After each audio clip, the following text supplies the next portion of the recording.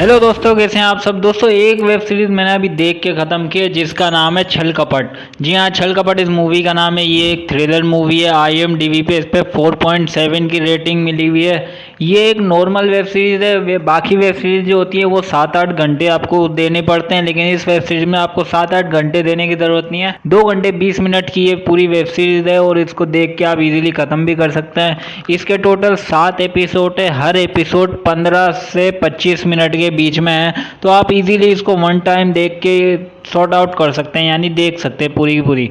तो ये बेसिकली एक मर्डर मिस्ट्री मूवी होती है। इस मूवी के अंदर जो मेन लड़की है उसके बारे में बता देते हैं। वैसे इस मूवी में काफ़ी सारे एक्टर्स हैं, लेकिन मेन लीड की बात कर लें, श्रेया पलगांवकर SP होती हैं ये इस मूवी में। देविका इनका नाम होता है। और ये वेब सीरीज जो कहानी है ये बेसिकली राजस्थान के ऊपर बेस्ड है, यानी राजस्थान की कहानी दिखाई गई है।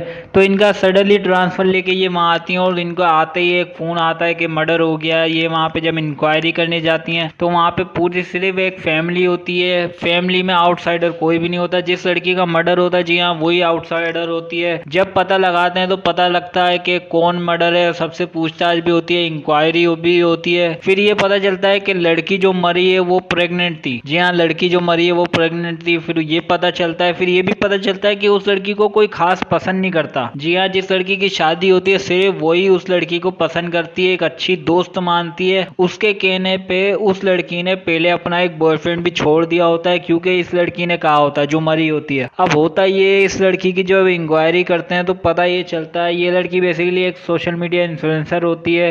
अपने दम पे खड़ी होती है, लोगों से डरती नहीं है, कुछ कहने से अपने दम पे लड़ती है लोगों से, किसी के सहारे पे नहीं लेती। इस टाइप की ये लड़की होती है। जिस लड़की की शादी होने वाली होती है उसकी फैमिली में जो लोग होते हैं वो होते हैं, माँ होती है, एक बहन होती है, बड़ी बहन की शादी हो चुकी होती है, उसका जो हस्बैंड होता है वो बड़े नेता का बेटा होता है, और जो है समधी जो होते हैं, समधी में सिर्फ उसकी भी माँ ही होती है लड़के की, और लड़का होता है।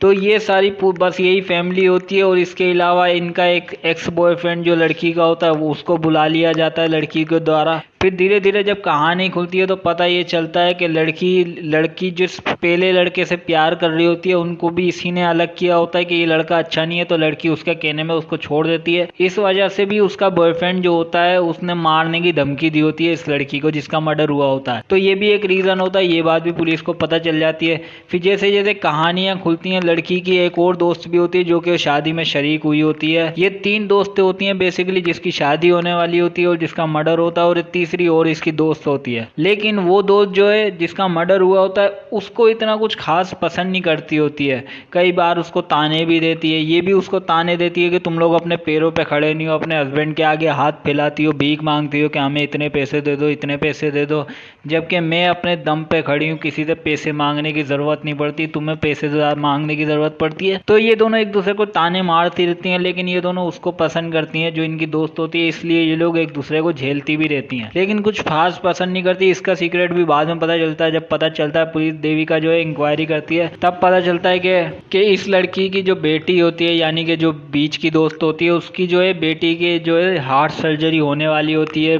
नाम पेंडिंग होता है। तो इस लड़की से बोलती है कि तुम्हारे इतने सारे सब्सक्राइबर हैं, तुम इसके लिए हार्ट की डिमांड करो, यानी कि एक डोनेशन लगवाओ कि कोई अगर अपना हार्ट देना चाहे तो दे सकता है। तो ऐसा वो कौन माँ बोलती है कि अपने सोशल मीडिया पे डाल दो। वो डालती भी है, लेकिन इमोशनल सपोर्ट लेके वो अपने सब्सक्राइबर बढ़ा लेती है। ये बात भी उसको बुरी लगती है और वो इससे पैसे भी खा लेती है अपनी दोस्त से लेके। इस बात से भी उससे नफरत होने लग जाती है उसको। तो इसके पास भी रीज़न होता है इसे मारने का। वहीं दूसरी ओर जो है इसकी जो बहन होती है उसके पास भी रीज़न होता है, क्योंकि इसने उसको भी काफ़ी कुछ बोला होता है। दिखाते हैं पूरी वेब सीरीज में कि इसने भी उसको काफ़ी कुछ बोला होता है कि तुम शादीशुदा हो रहा तो तुम्हारा हस्बैंड तुम्हें मारता है, तुम अपने पतियों पे डिपेंडेंट हो, मैं देखो इंडिपेंडेंट हूँ। ये बात भी उसकी बहन को भी काफ़ी लड़की मतलब जिसकी शादी होने वाली होती है उसकी बहन को भी ये काफ़ी कुछ सुना देती है। तो इसके पास भी रीज़न होता है। बाकी इसको पसंद कोई भी नहीं करता, ना लड़के की माँ करती है ना लड़की की माँ करती। फैमिली में कोई भी इसको पसंद नहीं कर रहा होता है, तो सबके पास मारने का रीज़न होता है। बस जो इनकी बहन का हस्बैंड होता है उसके पास मारने का कोई रीज़न नहीं होता, क्योंकि वो शरीफ दिखता है कि वो शरीफ है, MLA का बेटा है। उसके पास कोई खास रीज़न दिखता नहीं है शुरुआत में। बाकी सबके पास रीज़न दिखता है, लेकिन जैसे जैसे पता चलता है फिर ये पता चलता है कि लड़की जो थी वो प्रेग्नेंट थी मरने से पहले। जी हाँ, लड़की प्रेग्नेंट थी, तो बच्चा किसका होगा ये बात देविका सोच रही होती है। तो देविका इंक्वायरी करवाती है, सबका डीएनए टेस्ट का बोलती है कि इनका खून टेस्ट करो, डीएनए से मैच करवाएंगे। अब होता ये डीएनए टेस्ट के लिए सभी लड़कों का डीएनए भेज दिया जाता है लैब में जब टेस्ट होके वापस आता है तो पता ये चलता है कि दो लड़कों का डीएनए एक जैसा है। अब वो सोच में पड़ जाती है कि एक जैसा कैसे। फिर पता चलता है कि दोनों में से किसी एक ने पैसे दे के बदली करवा लिया होता है डीएनए, यानी पैसे दे के खून बदली करवा लिया होता है। फिर जब इंक्वायरी करती है पता ये चलता है कि जो घर का होने वाला दामाद होता है, यानी जिससे शादी होने वाली होती है, उसने पैसे दे के डीएनए मतलब खून बदली करवाया होता है। ऐसा लैब से कंफर्म आ जाता है कि हाँ इसने पैसे दिए थे।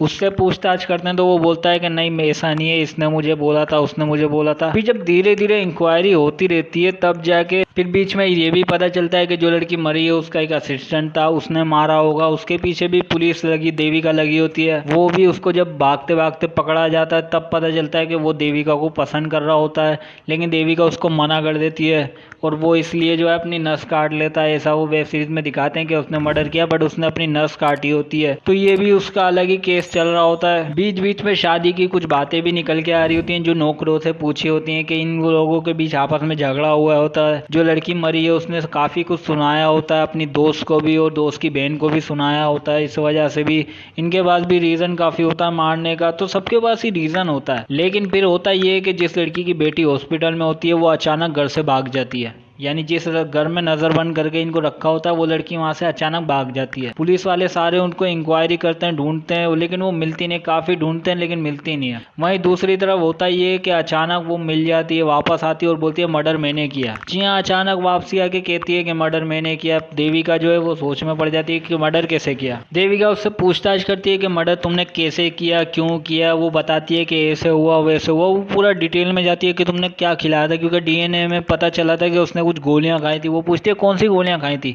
तो वो उल्टे सीधे नाम बताती है। फिर वो बोलती है कहाँ से ली, ये भी कंफ्यूज हो जाती है। देविका समझ जाती है कि इसने मर्डर नहीं किया, लेकिन ये कबूल क्यों कर रही है। फिर जब पूछताछ करती है तो पता चलता है अचानक उसकी बेटी जो है हार्ट सर्जरी के लिए सिलेक्ट हो गई है, उसकी सर्जरी होने वाली होती है। हालांकि लंबी लिस्ट होती है लेकिन उसका नाम लकीली ऊपर आ जाता है। वो कैसे आता है वो पता लगाती है देविका। फिर पता ये चलता है कि एमएलए का किया जा रहा है, मतलब एमएलए का जो बेटा होता है घर का दामाद, उसने ये सब किया होता है। फिर उसका सीक्रेट पता चलता है। दरअसल वो शरीफ होता नहीं है, वो अपनी बीवी को मारता पीटता है। उसके गले पे भी निशान होता है, मारता पीटता है, थप्पड़ भी मारता है। और जब उसको पता चलने वाला होता है कि पुलिस मेरे पीछे आने वाली है, मेरा भेद खुल गया, तो वो भाग रहा होता है। भागते भागते पुलिस पकड़ती है देविका और उसको लेके जाती है। तब वो अपना राज खोलता है कि मैंने जो किया वो तुम साबित कैसे करोगी। ये बड़ा कॉन्फिडेंस हो जाता है कि मैं छूट जाऊंगा ये वो। तो देविका उसको अपने जासे में कैसे पड़ा, क्योंकि खून जो है उसी ने किया होता है। ये देविका पता लगा रही होती है। फिर देविका को समझ में नहीं आता पता कैसे लगा। फिर देविका क्या करती है, फोन बंद करती है और सबको बाहर निकालती है, अकेले पूछताछ करती है और उसको ऐसा दिखाती है कि मैं तुम्हारे साथ हूँ, मुझे पैसे दे देना। ऐसा वो दिखाती है उस एमएलए के बेटे को। वो एमएलए का बेटा समझ जाता है कि हाँ इसको पैसे चाहिए, ये मेरी मदद करेगी। तो अपने सारा इल्जाम अपनी बीवी पे डाल देता है, उसने मर्डर किया है। जी हाँ, सारा इल्जाम अपनी बीवी पे डाल देता है कि उसने मर्डर किया है, मैंने बस उसकी लाश छुपाने में मदद की थी। बल्कि वो भी मैंने नहीं की थी, बस मैंने सबको सबूत थोड़े वो इधर उधर किए थे। और वो बोलता है मेरी बीवी को तुम जेल में डाल दो, मैं गवाही दे दूंगा। पीछे से उसकी बीवी खड़ी होती है, जिसको देवी ने कहा नहीं छुप के खड़ा होने को लिए बोला होता है। वो सब सुनती है और आती है, उसको सुनाती है काफी कुछ। फिर उसकी बीवी कबूल करती है कि जी हाँ उसी ने मारा होता है उसकी मतलब दोस्त को। वो क्यों मारा होता है, क्योंकि उसे पता चल गया होता है कि मेरे हस्बैंड का अफेयर इससे चल रहा है। यहाँ तक भी ठीक था, लेकिन जब उसको ये पता चलता है कि वो प्रेग्नेंट है और वो मेरी जगह लेने वाली है और मेरा हस्बैंड मुझे मार रहा है पीट रहा है, तब भी ये होने वाला है, क्योंकि वो बच्चा नहीं दे पा रही होती। 2 बार उसका मिसकैरेज हो चुका होता है। कैसे होता है ये नहीं पता, उसके हस्बैंड ने किया होता है या उसका खुद हुआ होता है ये नहीं पता चला। लेकिन उसका ये सब होने के बाद वो सोचती है अब मैं क्या करूं, ये तो मुझे छोड़ देगा। और उसी दिन जो है उसकी वो भी जो है उसको काफी कुछ सुना देती है, उसके हस्बैंड को, मतलब उसकी वाइफ को काफी कुछ सुना देती है जिसका मर्डर हुआ होता है। वो काफी कुछ आके सुना देती होगी कि तुम प्रेग्नेंट तो हो नहीं सकती, तुम अपने पति को छोड़ क्यों नहीं देती।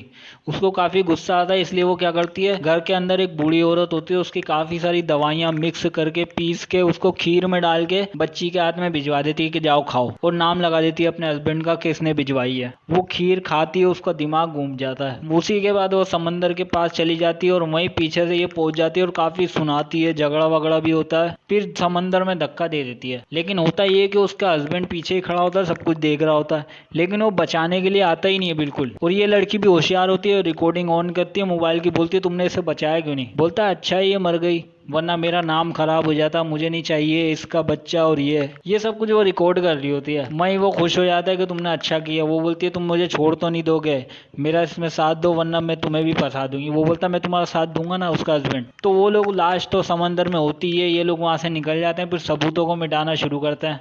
लेकिन लड़की के पास सारी रिकॉर्डिंग होती है, वो देविका को दिखा देती है, सारी रिकॉर्डिंग सुना भी देती है।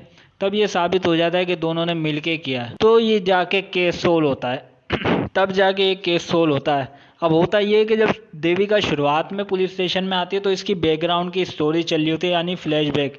इसकी पर्सनल लाइफ में भी इसका एक एक्सीडेंट हुआ होता है इसके हस्बैंड के साथ। ऐसा लगता है कि इसके हस्बैंड के साथ भी थोड़ा मारपीट का माहौल होता है ये। लेकिन जब एंडिंग होती है वेब सीरीज की तो एंड में दिखाते हैं कि इसके हस्बैंड के साथ भी यही हुआ होता है। इसका हस्बैंड जो है उसकी जॉब चली जाती है और ये सीनियर अफसर बन जाती है। उसकी जॉब चली जाती है तो ये अपने पैसे उस पर खर्चा करना शुरू करती है। लेकिन वो जो है थोड़ा इनसिक्योर हो जाता है कि मेरे पास नौकरी नहीं है और ये पैसे मेरे पे उड़ा रही है। इस वजह से थोड़ा मारपीट का माहौल भी चल रहा होता है। ये मारपीट करती है, मतलब वो मारता है इसको, पीटता। हालांकि ये एसीपी होती है फिर भी वो इसको मारता पीटता है, ये बर्दाश्त कर रही होती है। इसका भी प्रेग्नेंट होती है तो वो जो है मारता पीटता है, जिसकी वजह से मिसकैरेज हो जाता है। 2 बार इसका भी मिसकैरेज हो चुका होता है।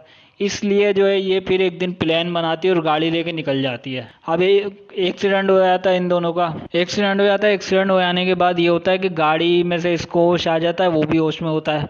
लेकिन ये बाहर निकल जाती है और अपने हस्बैंड को नहीं बचाती। थोड़ी देर तक वहाँ रुक के इंतजार करती है और अचानक धमाका होता है। फिर ये फ़ोन करके बोल देती है हेलो मेरा एक्सीडेंट हो गया, जल्दी से आ जाओ। तो मतलब इसने अपने हस्बैंड को जानबूझ के मारा होता है, ऐसी कहानी दिखाते हैं वो लोग। इसलिए जो है ये उस लड़की का सपोर्ट कर रही होती है क्योंकि इसने अपने हस्बैंड को मारा होता है। और शुरुआत में इसको दिखाते हैं कि इस बेचारी के साथ ये हुआ है, बल्कि जानबूझ के इसने ही अपने हस्बैंड को मारा होता है। तो ये इस पे वेब सीरीज़ की ओवरऑल स्टोरी होती है। ये एक अच्छी वेब सीरीज़ है। सबसे अच्छी बात ये है कि ये एक छोटी वेब सीरीज़ है। आपको इसको 10-12 घंटे देने की ज़रूरत नहीं है, सिर्फ आप 2 घंटे 20 मिनट दोगे और आपको ईजिली ये एंडिंग आपको इसकी मिल जाएगी। बल्कि 2 घंटे 20 मिनट भी ज़्यादा होंगे, क्योंकि इसमें आधे से ज़्यादा तो कट पड़े हुए हैं, मतलब जल्दी ख़त्म हो जाती है। बल्कि 2 घंटे आप मान लो, 2 घंटे की वेब सीरीज़ है तो ये आपको अच्छी लगेगी। ये एक थ्रिलर वेब सीरीज़ है, छल कपट।